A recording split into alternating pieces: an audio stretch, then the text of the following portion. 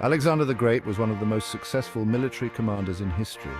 His name is synonymous with conquest and strategy, and his campaigns are studied in military academies around the world even today. He was born in Pella, the capital of the Kingdom of Macedon, in 356 BCE. This ancient city was a hub of culture and politics, setting the stage for Alexander's future ambitions. Alexander's father was King Philip II of Macedon, a formidable ruler who had already set the foundation for Macedonian dominance in Greece.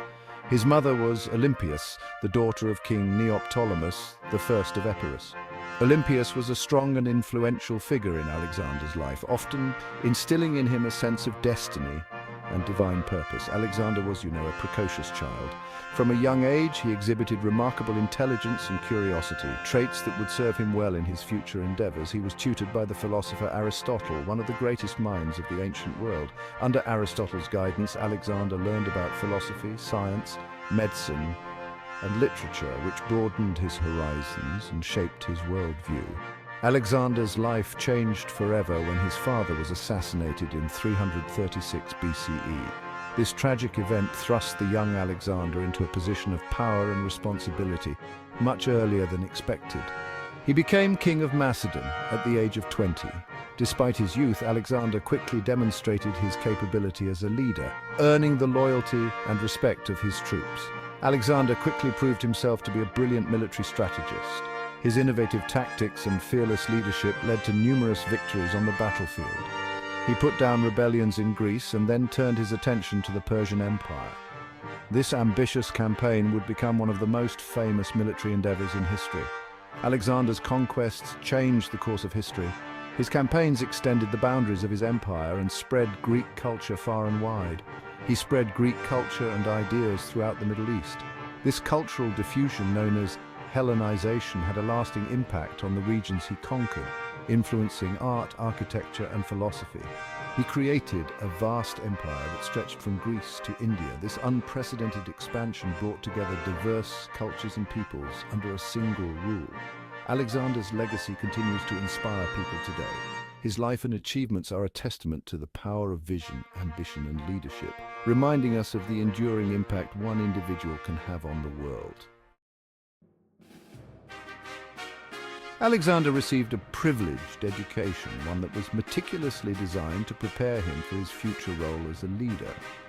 He was taught by Aristotle, one of the greatest philosophers of all time, who was not only a master of various disciplines, but also a profound thinker whose teachings would shape Alexander's worldview.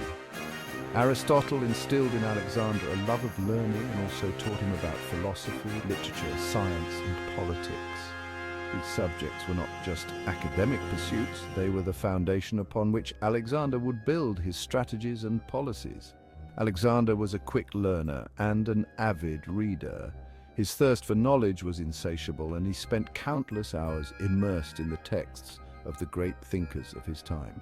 He was said to have always carried with him a copy of Homer's Iliad, a text that he revered and studied diligently. The Iliad is about the Trojan War, and Alexander saw himself as a new Achilles, the hero of the Iliad.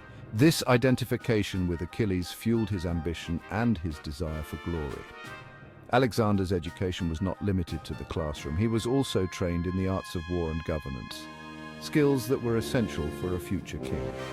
His father Philip gave him a first-hand look at military matters. Philip was a seasoned warrior and a shrewd strategist, and he made sure that Alexander learned from the best.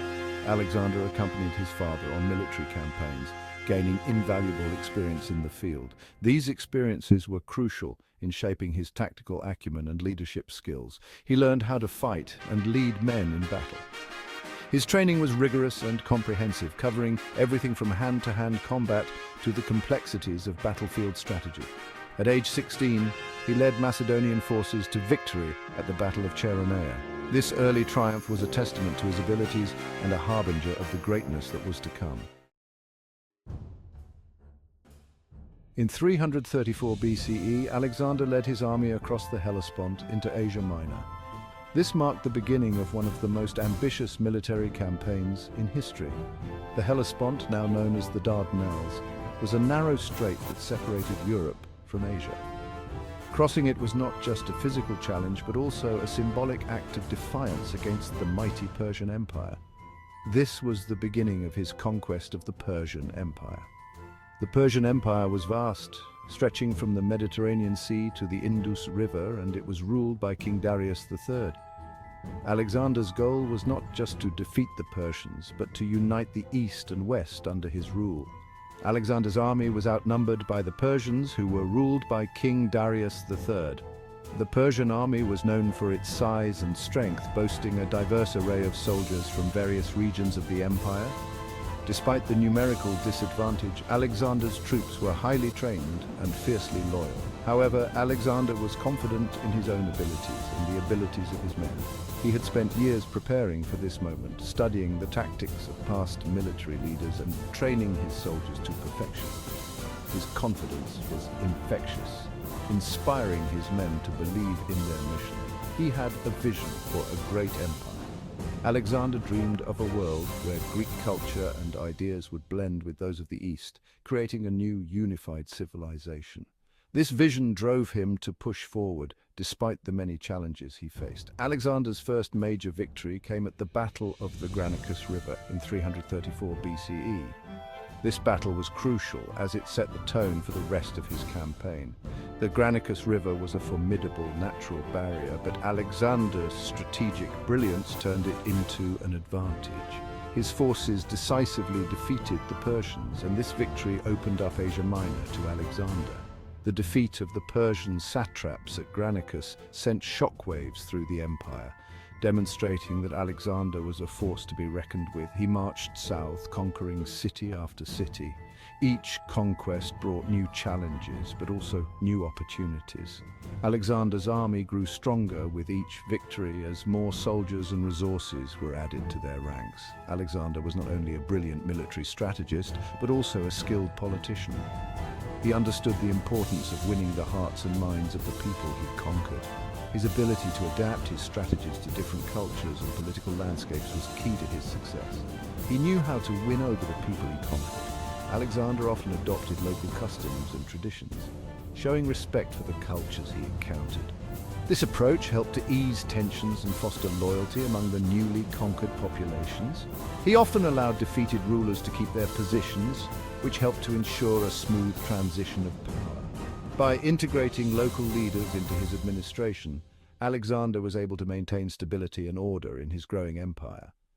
This strategy not only secured his conquests, but also laid the foundation for the Hellenistic world that would follow. In 331 BCE, Alexander faced Darius III and his massive army at Gaugamela. This was a decisive battle that determined the fate of the Persian Empire. Alexander's army was outnumbered, but his troops were well-trained and highly motivated. They had faith in their leader. Alexander launched a daring attack on the Persian center, breaking through the Persian lines. Darius III panicked and fled the battlefield. This was a crushing defeat for the Persians and marked the beginning of the end of the Persian Empire. Alexander's victory at Gaugamela was a turning point in his career.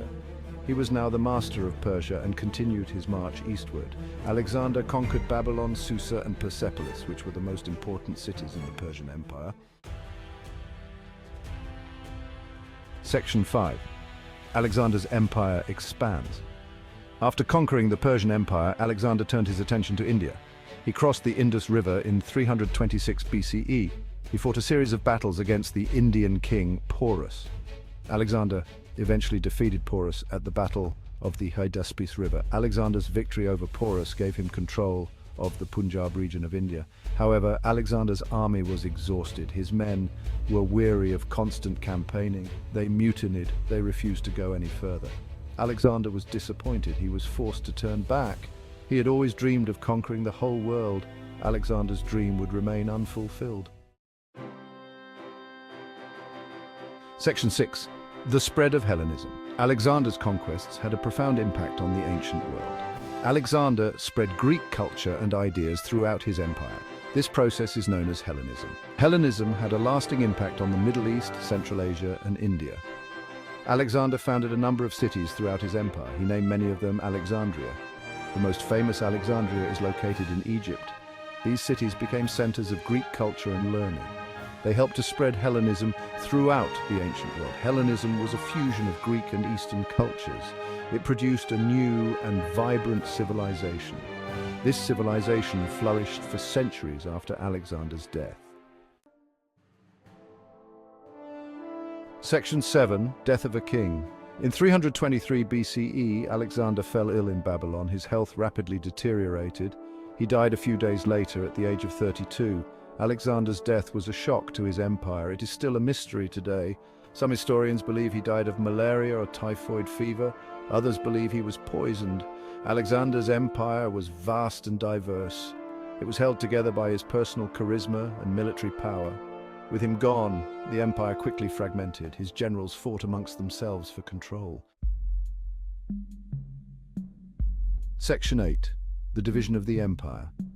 Alexander's empire was divided among his generals. They were known as the Diadochi. The Diadochi fought amongst themselves for power. This resulted in a series of wars. These are called the Wars of the Diadochi. By the end of the Wars of the Diadochi, Alexander's empire was divided into three main Hellenistic kingdoms. These were the Ptolemaic kingdom in Egypt, the Seleucid Empire in Asia, and the Antigonid kingdom in Macedon. These kingdoms continued to rule over parts of Alexander's former empire for centuries. Section 9. Alexander's enduring legacy. Alexander the Great was one of the most influential figures in history. He was a brilliant military strategist, a courageous leader, and a visionary ruler. He conquered a vast empire. He spread Greek culture and ideas throughout the ancient world. Alexander's legacy continues to inspire people today. He is still studied by military leaders and historians. He's admired for his courage, his ambition, and his achievements. Section 10. Conclusion. Alexander the Great died young. But he left an indelible mark on the world. He was a conqueror, but he was also a unifier.